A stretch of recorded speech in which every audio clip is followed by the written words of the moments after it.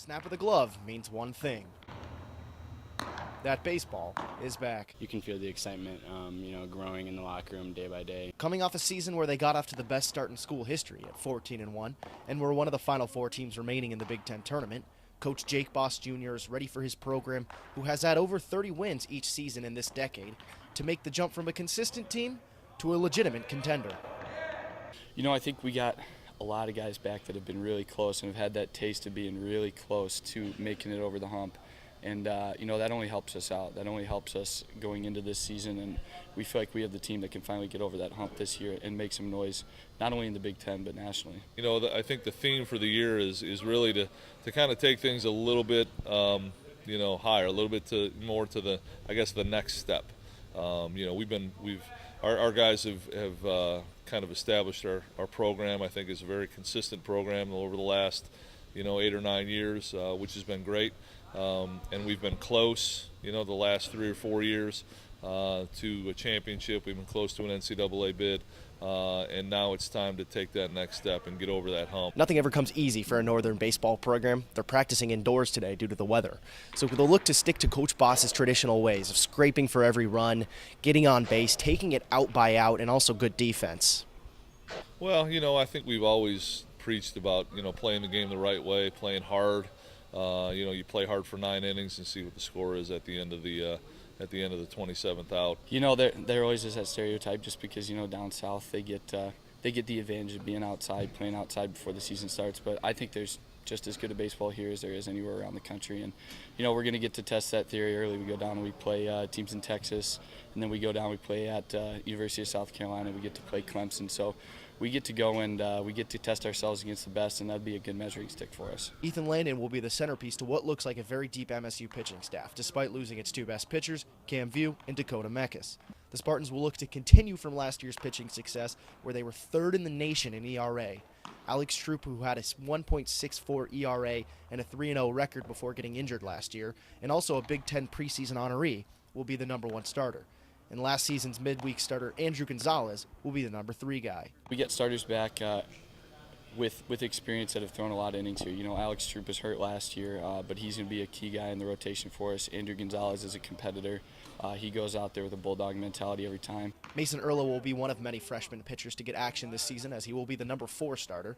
But also look out for freshman Sam Benscooter, the 6'7" hard-throwing Mike Makma, and the lefty specialist Mitchell Taransky to step on the mound as well.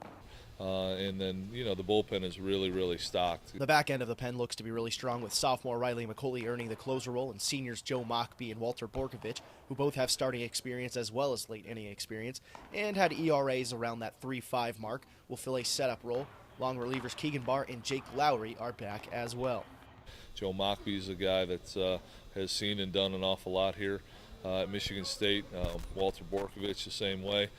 So our senior leadership is really good. A lot of times you're only as good as your seniors are going to take you. You only go as far as your seniors take you, I guess, and that certainly could be the case this year as well. Offensively, captain and second baseman Dan Durkin likes that they only lost 3 everyday starters and will look to lead by example. He also believes the returning experience will help defensively by making the routine play more consistently, a goal of this year's team. He really wants the defense just to make the routine play. We have great pitching this year, so if we play behind those guys, he always says we're going to win a lot of games. Offense, we got a lot of guys coming back. I think once we settle into first couple of games, I think that we'll be fine offensively. MSU was a team that leaned on its youth and transfers last year. Landon points out that with more experience this year, the team doesn't have to spend so much time focusing on the basics. I think with a more veteran team this year, we don't have to really harp on as many of the things as far as learning and stuff. It's more kind of taking the things we learned from last year and growing and embracing that new role.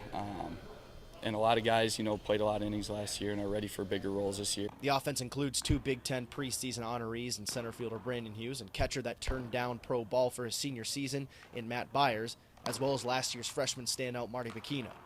But Byers recognizes they're going to need more than a couple of preseason accolades to make a run. Preseason rankings are out there and stuff like that, and at the end of the day, you just got to throw that stuff out the window and play because, last year Coastal Carolina won it, and I'm sure nobody was going to pick them at the beginning of the year to win it. So, and it's anybody's ball game, really. I'd say as far as the team goes, it's almost just seems like everybody's playing for each other right now.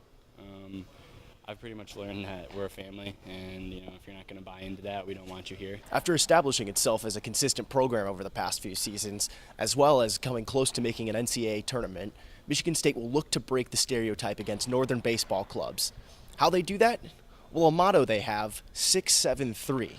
They've been using it as their motivation. 673 is 673 miles to Omaha. That's how many miles it is from Michigan State's baseball field, from Cobes Field to TD Ameritrade Field in Omaha. So that's just kind of an everyday reminder of what our ultimate goal is, and that's to be playing at the end of the season in Omaha. The reality of you get to the tournament, you need to win 5 games to get there, and it's been done before. Fresno State won the College World Series as a 4 seed a couple years ago, or about 10 years ago.